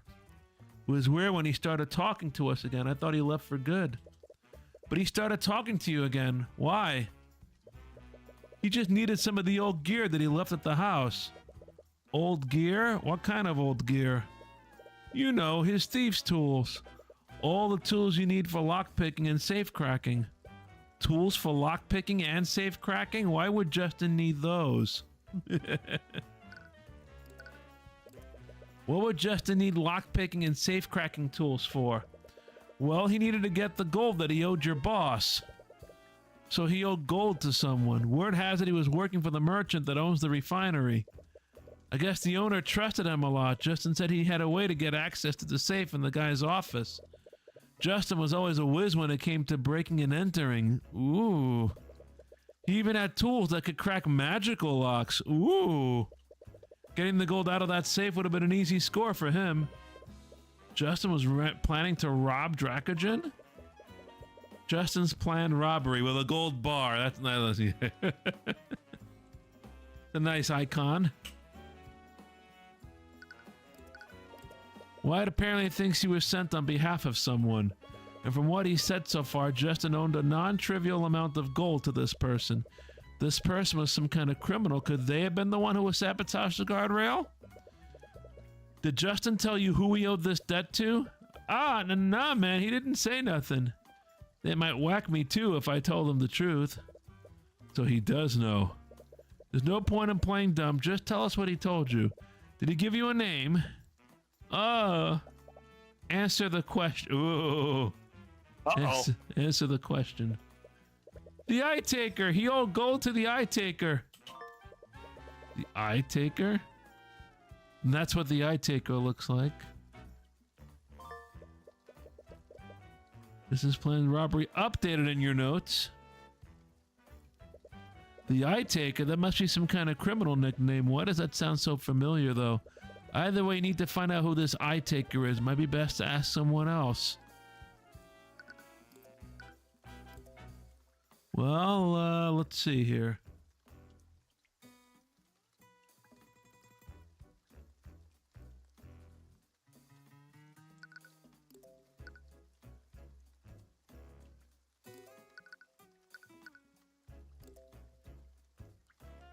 Guess we have to move. Can we examine something here? Returning to this house has brought back several memories that you have complicated feelings for. These feelings are even more confounded by the blatant vandalism committed by Gavin and Wyatt. Honestly, you'd rather leave this place as soon as possible. The view of the sea is just as you remember it. Probably the only thing that hasn't changed since you left Arnex. Several weeds and plant life have grown since you were last here. It doesn't look like anyone has taken care of the yard for the last few years. But you suppose that's more your fault than anyone else's. Arcanum. No, no magic. Alright, so we gotta move somewhere.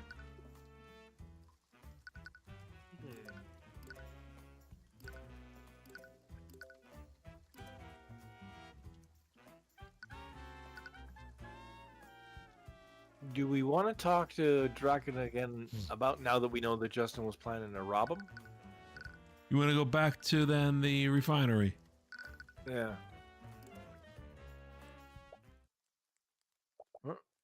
Hey, Tyrion? Yeah? Back at the house, what was that all about? I've never seen you get that angry before. And you said that it was your house. Yeah, it was my house. It was? Ever since we arrived in the city, you really haven't been yourself. If you want to talk about it, I'm fine, and I don't want to talk about it. Aw. You're not fine. I can see it on your face. Please, just talk to me. It's none of your business. Oh my god. That came out a lot louder than you wanted it to. Celeste, I'm sorry. I didn't mean to. Without a word, she quickly walks ahead of you. Ooh. Let's see. No, we have nothing to talk to him about.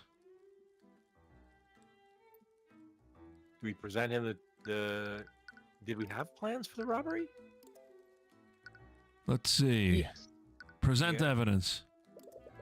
What do you think about this? Sorry, Mr. Cuthbert. I don't think I can tell you much about that. Okay. Okay. The meeting.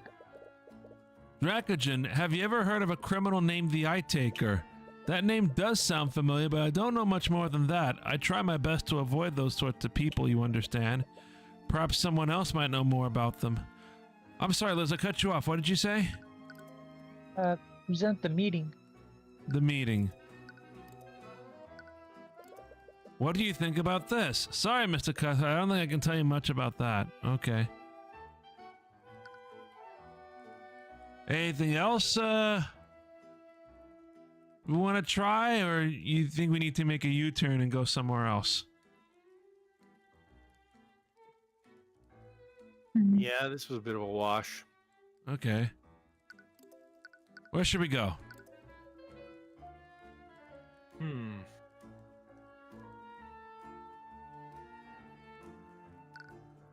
Back to the harbor, back to the town square. Back to the cafe, maybe, and talk to Rin. Cafe? Okay.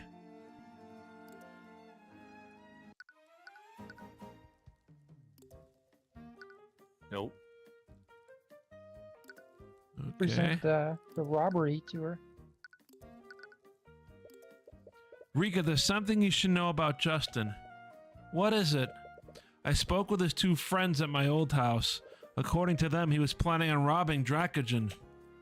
What? Sorry, I know this is hard to hear after you vouched for him. No, I don't believe it. Rika? No, he was a good person, I know it. He would never betray me and Mr. Dracogen like that. Be best not to push the matter further. The truth will eventually come to light. Wow. She's holding it back. Anything else you want to try?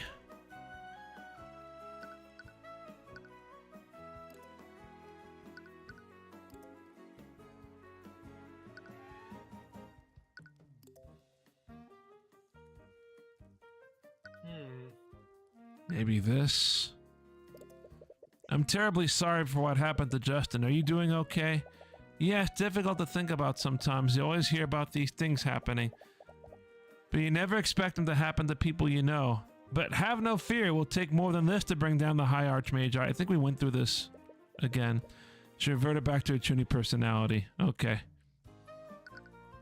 Yeah, I don't think telling her about the criminal is going to do much good either. Right. So let's try, want to try the town square? I haven't been back there in a while.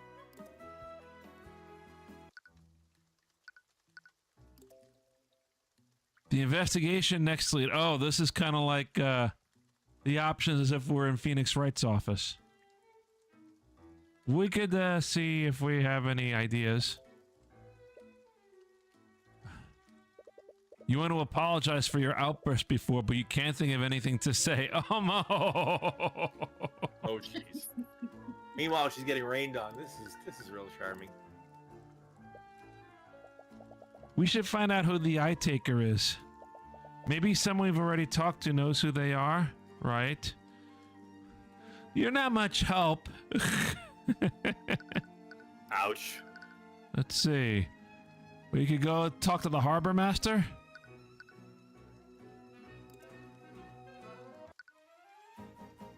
Let's see.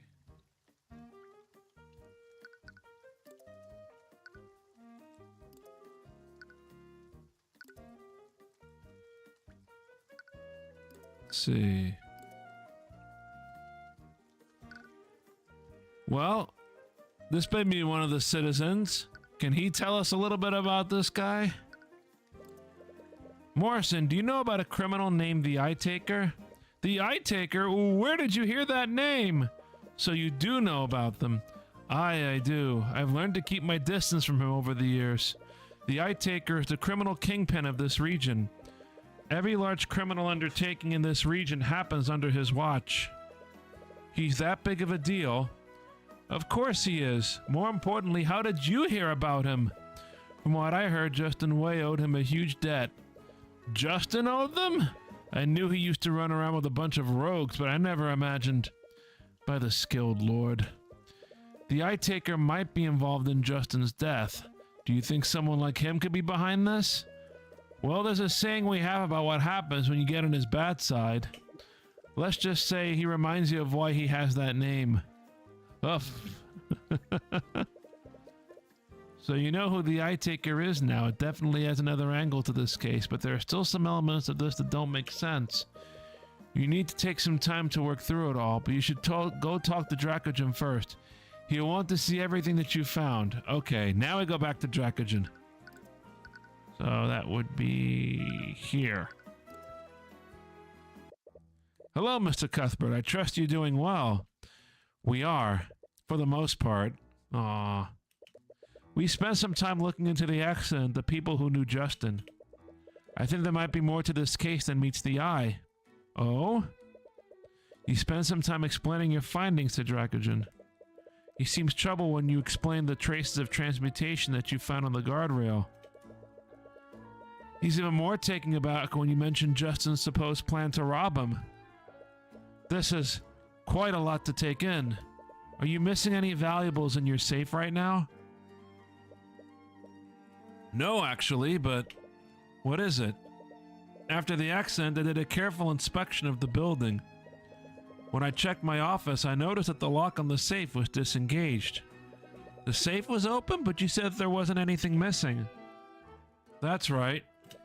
When I saw the safe open like that, I was already worried I'd been robbed. But I double-checked the contents. Everything was accounted for. Because of that, I just assumed I forgotten to lock it. This doesn't make any sense. Maybe it was just a coincidence? I might believe that if it weren't for where my office is located. What do you mean? The walkway that Justin fell from leads to my office. There's a window there that overlooks the refinery. That would explain why Justin was there in the first place. I don't want to suspect one of my employees, especially one that isn't alive to defend himself from such accusations. But it just all fits too perfectly together. Except for one thing. Why wasn't anything stolen? Well, regardless, I think you have a pretty good case.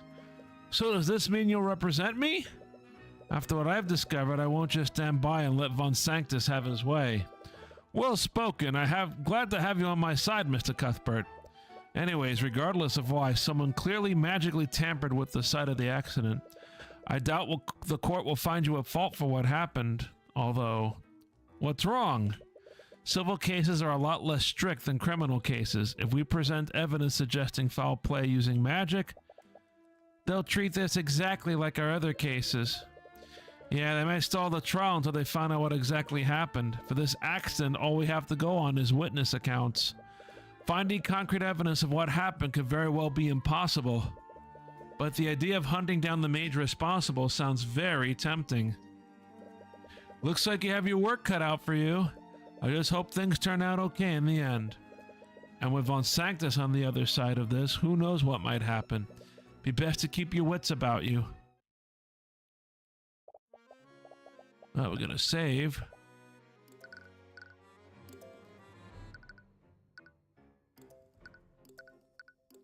I can't believe this. I have more important things to do than resolve your petty squabbles for you. Yes, the missing ship of your betrothed. Listen, the sooner you help me resolve this mess with Dracogen, the sooner you can return to being the prince's lapdog. That is to say, once I'm not preoccupied with this case, House Von Sanctus can provide the resources you and the Inquisition need. Oh, interesting. I suppose I don't have a choice, do I? Well, at least this case should be relatively straightforward. So she says. Famous last words. Yes, I would like to save the progress.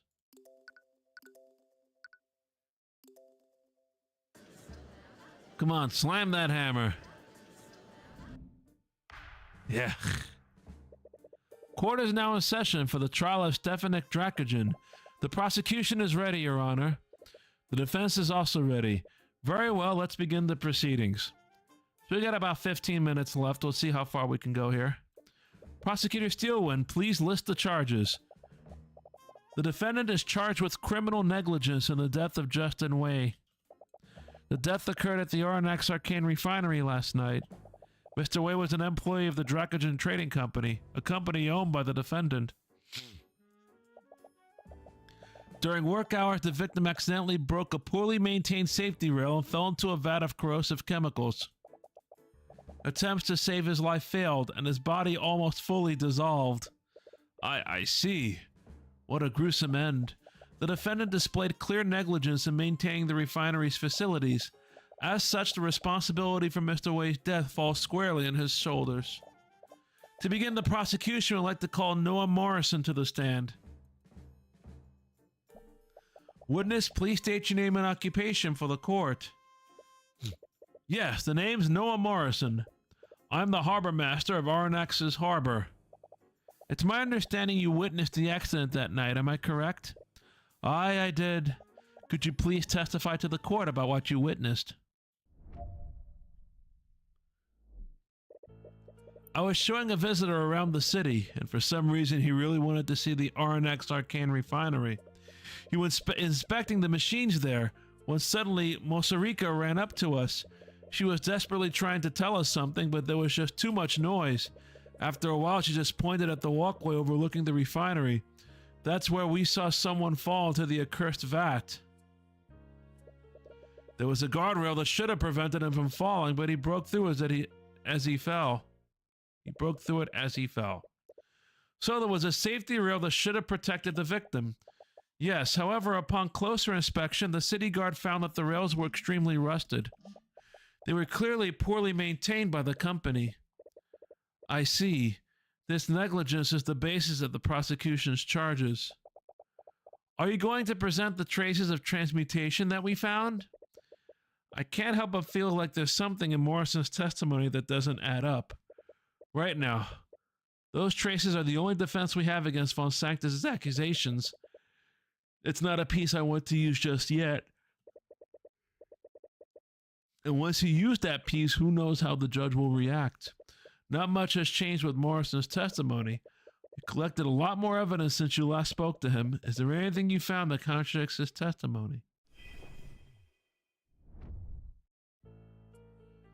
Okay, let's save here.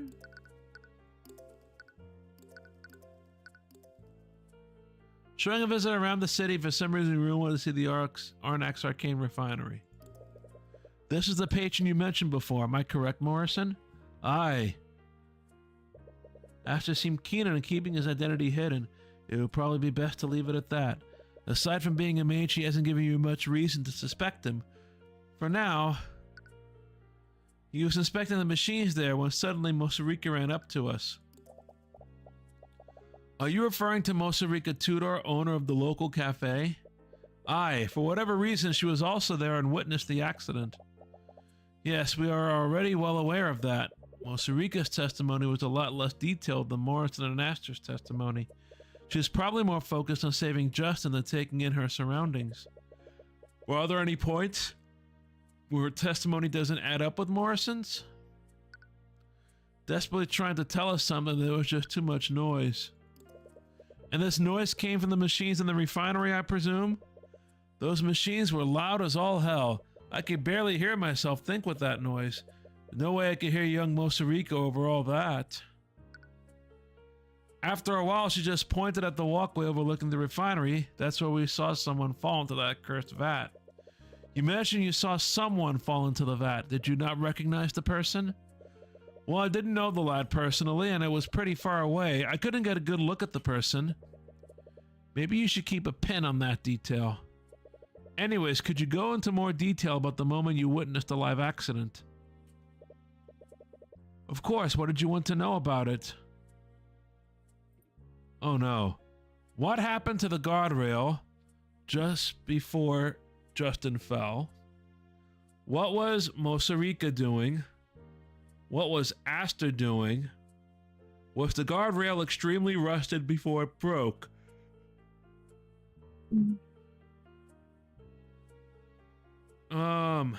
Well, let's see. I'm tempted to... Huh? Sorry, go ahead. No, I was gonna say, I'm tempted to... between the two in the middle. Because I feel like anything that happened to the guardrail is irrelevant, considering it was messed up by magic. Correct? Well, I was going to look at it like this. I was going to say he couldn't tell if the guardrail was rusted from where he was. Uh-huh. Now, what happened to the guardrail? He might have heard a noise or something. I don't know. But again, he probably couldn't have heard it over the machines. So Right. maybe you're on the right track there with either Mosarika or Aster. Right. Liz, do you have a guess? I'd say Mosarika is the one I'm leaning a bit more towards. Because she hasn't been as forthcoming as Aster, and because, of course, Aster is Cuthbert's biggest fan, right? Yep. So you want to go with that, Mosarika? Yeah. What was Mosarika doing the moment you saw Justin fall? I told you, didn't I? She was the one who pointed to the walkway in the first place. That's how we saw Justin fall. I see. Could you please include that detail in your testimony? If you think it'll help. Mosarika pointed it out. That's when we saw Justin fall.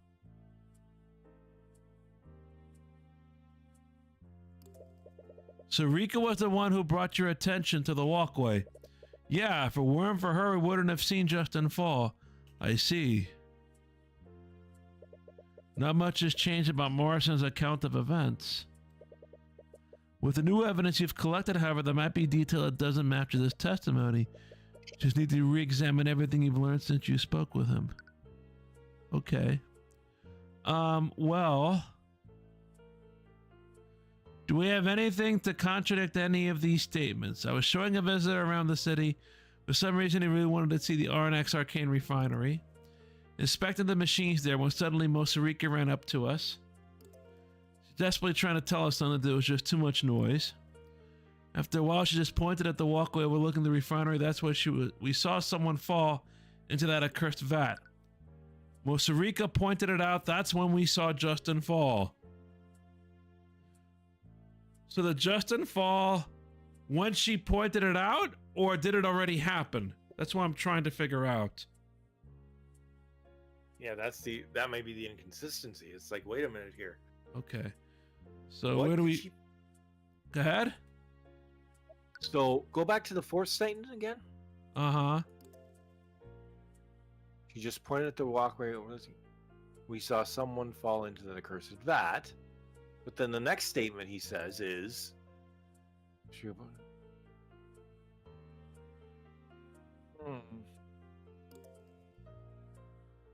That's where we saw, and then that's when we saw Justin fall.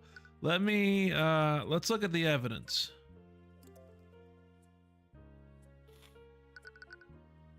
So we have testimonies here, so that's what we'll look.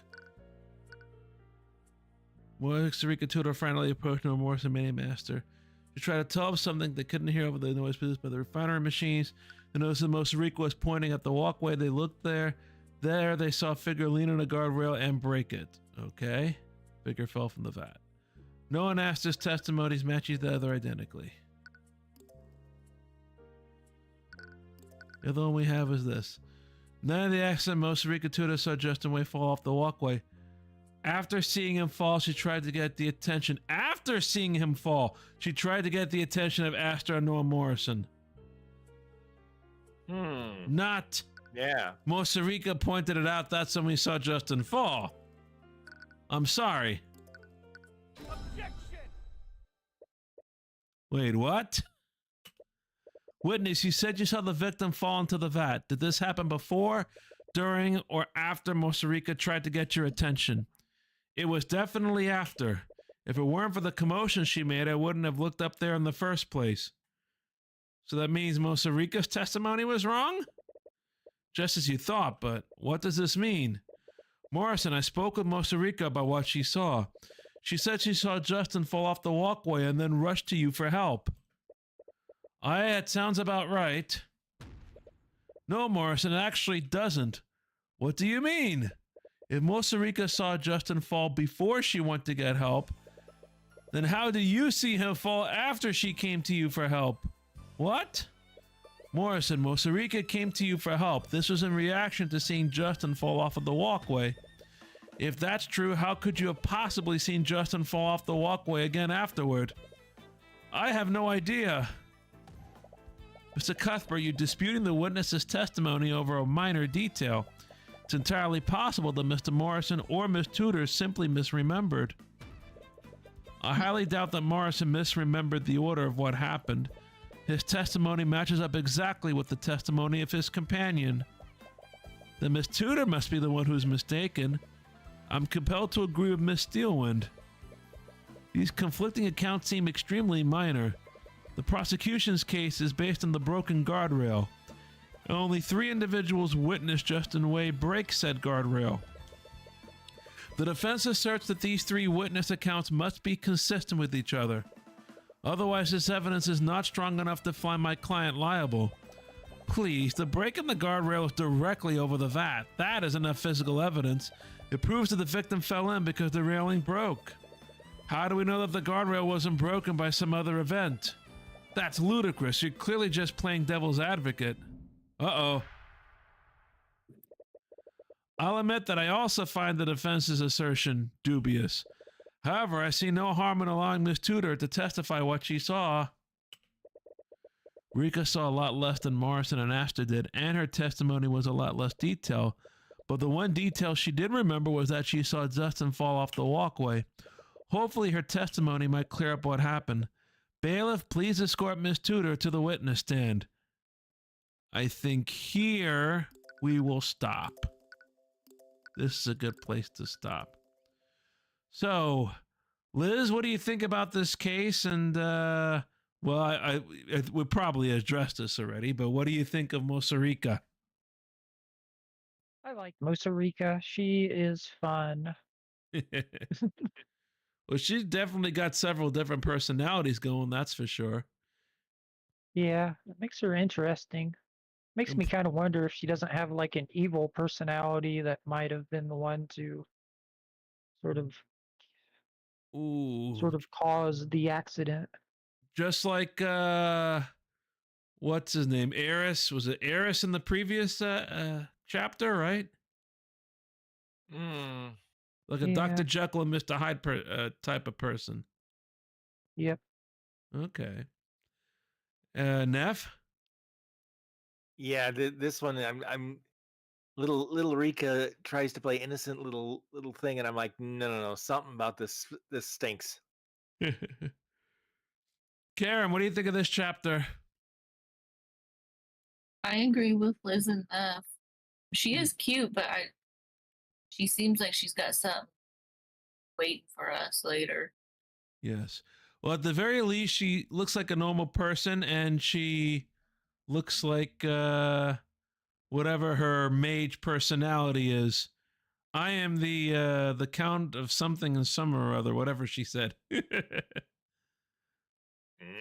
So that could be, that could be it right there. But we will continue this trial tomorrow at 8 p.m. Eastern and see where things go with her testimony. And we will see if Tyrion can dig some more things out of her with regards to the incident here. We thank you for joining us here, XAR on Twitch and YouTube. Please remember to follow us on the social media platforms, including Instagram, XAR Mascots, Facebook, Blue Sky, Discord, YouTube, Twitch. All the links are on the screen or at linktree.com/anime radio. Brand new mascot content being unveiled over the next few days. We had one just the other day from Cafe. They did an amazing job of that artwork. That is a actual concept that they came up with, and then they did the artwork, and was pretty amazing to see. So be sure to go to XAR Mascots to see the result of that art. And please come back again, same bat time, same bat channel. Tomorrow at 8 p.m. Eastern on Discord, and not on Discord. Tomorrow at 8 p.m. Eastern on Twitch and YouTube. That sounds about right. As we continue Attorney of the Arcane. For everybody in the room, and Bree will be joining us tomorrow night as well, hopefully. For everybody in the room, Neff, Liz, and Karam, I'm JR. Thanks for watching us play Tyrion Cuthbert. Until tomorrow, remember... Keep on looking out for the Extreme Radio Twitch streams, and don't forget, archive versions of our podcast are available at xarpodcast.net. That's xarpodcast.net, or your favorite podcasting platform. Good night, everybody. Thanks for watching us. Have a good night. Hasta banana. Good night. Good night, everyone.